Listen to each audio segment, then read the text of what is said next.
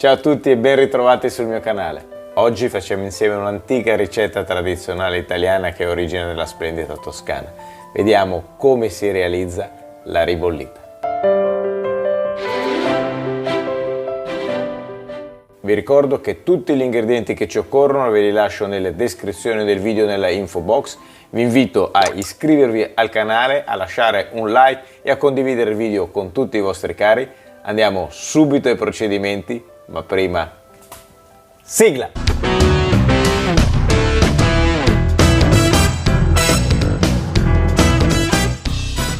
La prima cosa che dobbiamo fare è cucinare i cannellini. Questi qua vanno messi necessariamente in ammollo per almeno 10-12 ore, dopodiché li andiamo a cucinare. Pentola sul fuoco, aggiungiamo l'olio extravergine di oliva, aggiungiamo uno spicchio di aglio e lasciamo rosolare assieme a 2 foglie di alloro. Aggiungo i fagioli sgocciolati, aggiungo un rametto di rosmarino, dopodiché vado a ricoprire con circa 2 litri di acqua bollente. Copro e faccio cucinare per un'ora. Dopo un'ora spegniamo il fuoco e solo a questo punto andiamo a salare i fagioli, altrimenti andremo a rovinarli. Quindi una volta salati i fagioli andiamo anche a peparli. Mettiamo da parte una bella generosa manciata di fagiolini cannellini che andranno messi, diciamo così, a crudo sopra alla fine come decorazione, e con l'aiuto di un mini pimer andiamo a frullare il tutto. Ora andiamo a pulire, ad affettare tutte le verdure. Iniziamo con la carota, quindi andiamo a pelarla.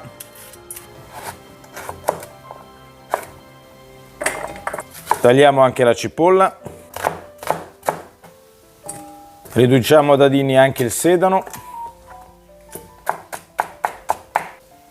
Dopo il soffritto andiamo anche a occuparci delle verdure a foglia, quindi andiamo a eliminare la parte centrale della verza. Elimino la foglia più larga esterna e andiamo a tagliare a striscioline.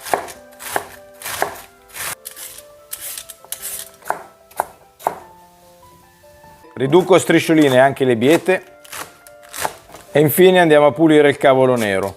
Vi ricordo che il cavolo nero migliore è quello che si raccoglie dopo la prima gelata, che rimane più dolce. Tagliamo anche questo a striscioline e le mettiamo da parte. Andiamo con una forchetta a schiacciare i pelati, grossolanamente. Riandiamo sul fuoco con una nuova padella, aggiungiamo l'olio extravergine di oliva, inserisco il trito del soffritto,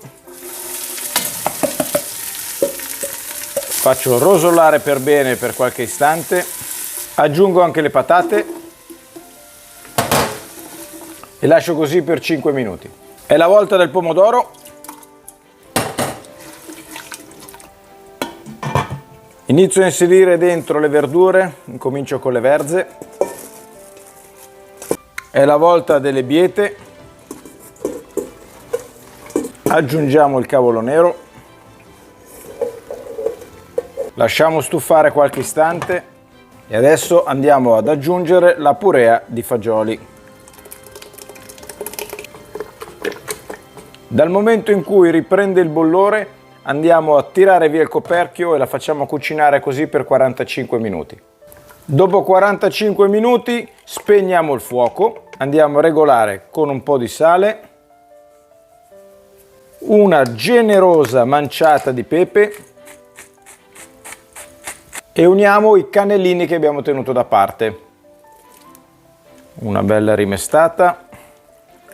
Altra caratteristica fondamentale della ricetta è il pane, che deve essere rigorosamente raffermo. Cioè, quello del giorno prima, o meglio ancora di 2 giorni prima. Facciamo delle fettine spesse 1 centimetro, così. Prendo una teglia sufficientemente capiente e anche piuttosto spessa e vado ad adagiare sul fondo le fette di pane raffermo. Cerco di compattarle il più possibile. Ci vado a versare sopra la zuppa.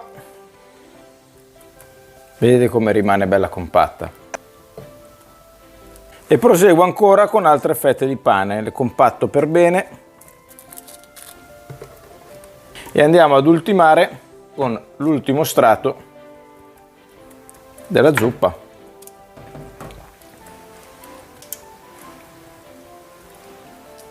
Guardate che bella, spettacolare, è bellissima anche così. Ora cosa dobbiamo fare?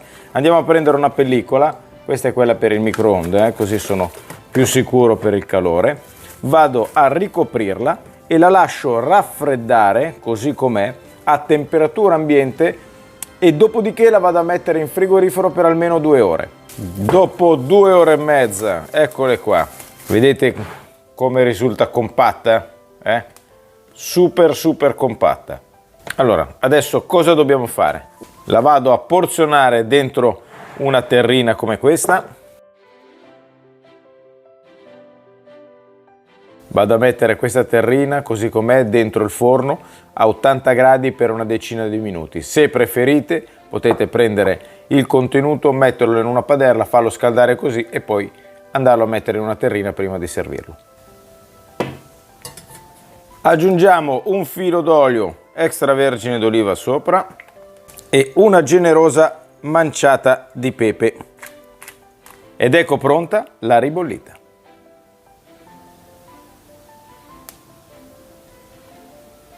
Vado dentro col cucchiaio. Opla. Guardate qui che boccone. Guardate che roba eccezionale. C'è sopra, c'è davvero di tutto dentro. Il pane, la verza, la carotina. Spettacolare. Cucchiaio, prova dell'assaggio. Mi metto qui a favore di camera e vado. La cosa buona di questo piatto è che lo si può mangiare caldo, freddo, tiepido, come volete, rimane sempre buono. La Toscana qui ha superato se stesso. Spero, come sempre, che questa ricetta vi sia piaciuta e siccome siamo nel periodo ottimale per il cavolo nero, che vi sia venuta voglia anche di replicarla, di farla assaggiare ai vostri cari e di condividerla. Io vi ringrazio e come sempre vi invito a iscrivervi al mio canale, di lasciare un like al video se vi è piaciuto e di condividerlo su tutti i vostri social. Vi do appuntamento alla prossima video ricetta. Ciao a tutti dal Crapaperata. Ciao belle gioie. Ciao.